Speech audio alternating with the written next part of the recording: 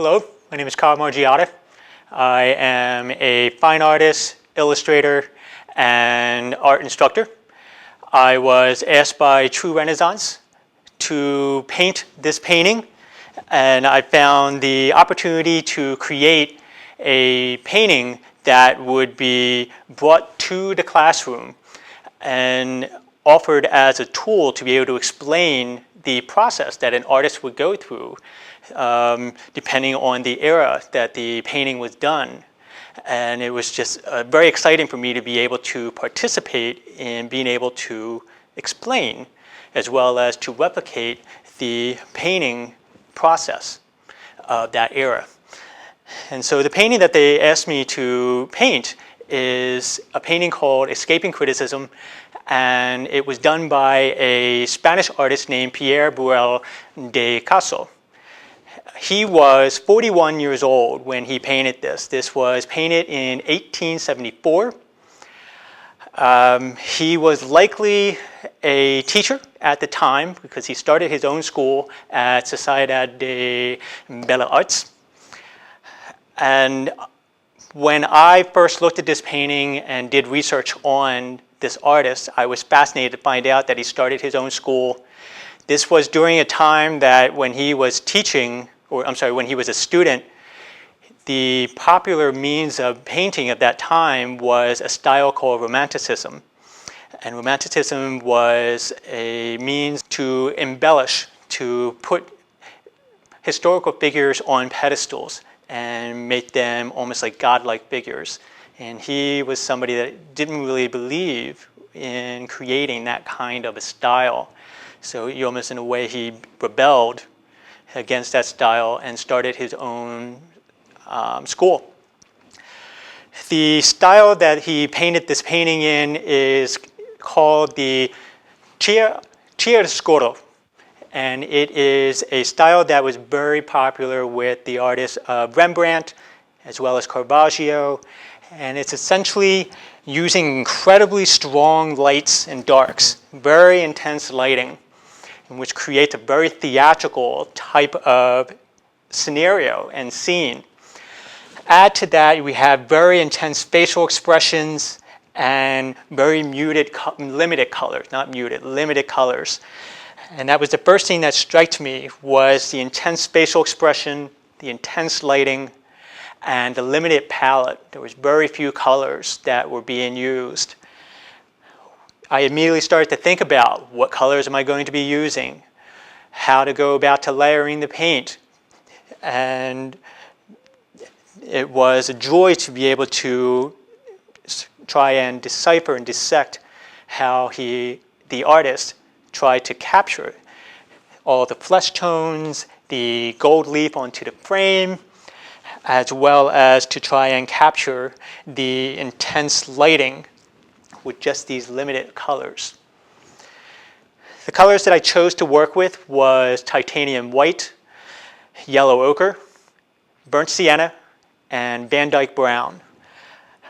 I had black out, but I used very, very little of it. Maybe a tiny little bit in the hair, as well as, I believe, in the eyes, but very, very little.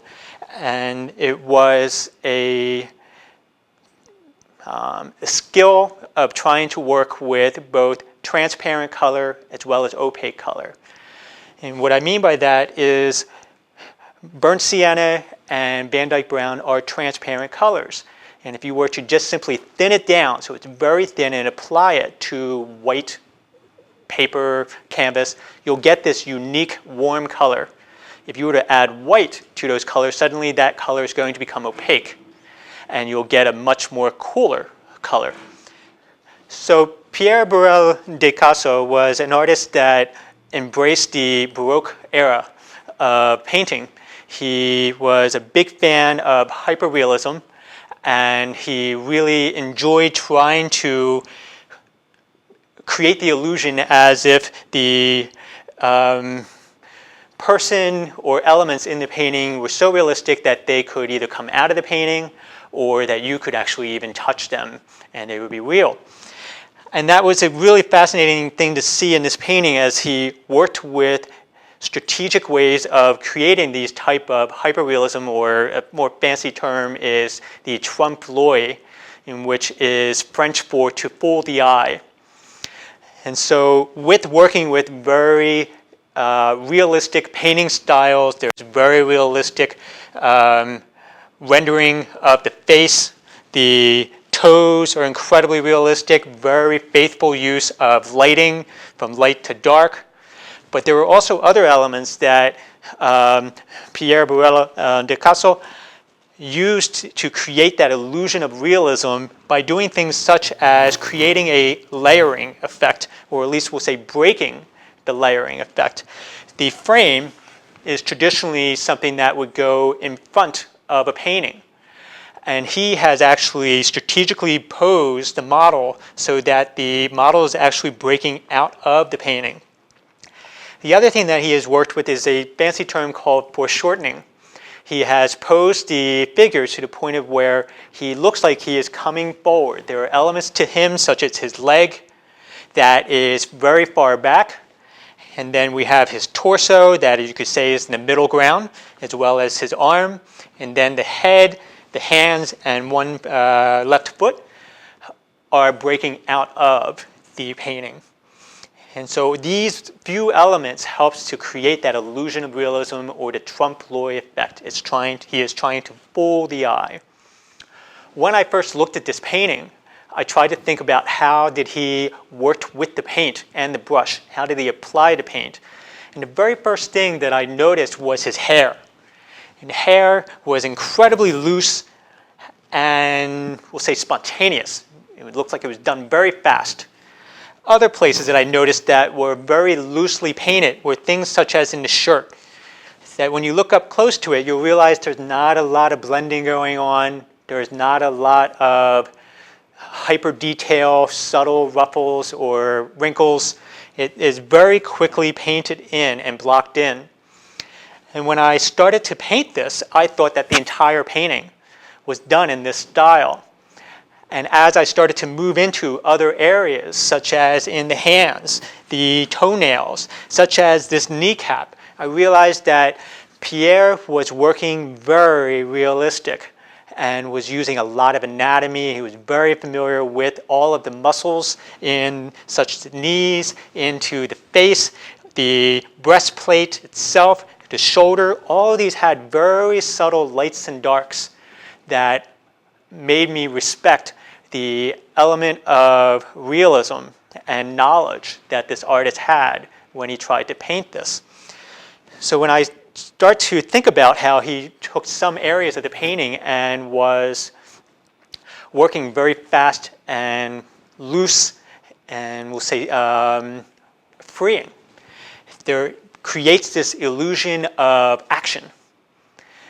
And so when you look at places like the hair, where it is almost a little blurry and almost messy, there is this feeling of he has sprinted out. He is about to sprint out at the painting. But then there are other places that it's very important for artists to pay more attention to, because that is a way of us, the viewer, to relate to the painting more. So the eyes were incredibly tightly rendered. Places such as the hands or the thumb or those toes and those toenails are places that people will naturally gravitate to look at and just notice. And with these elements having a lot more attention paid to it, it makes us feel more comfortable, or it makes us feel more attracted to it, drawn to the painting itself.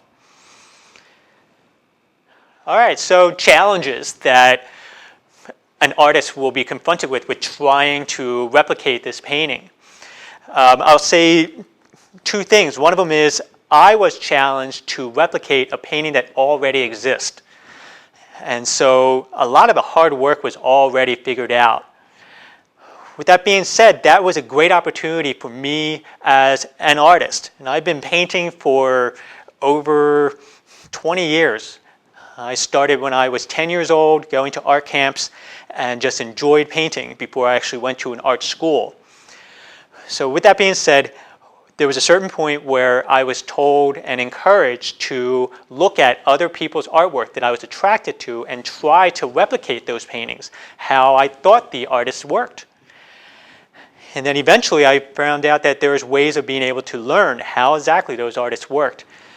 And so the challenge of working similar to this painting is a few different things. One of them is you have to understand how to layer the paint, whether it be oil paint or acrylic paint. This was done in oil paint, or even watercolor. This was done in oil paint.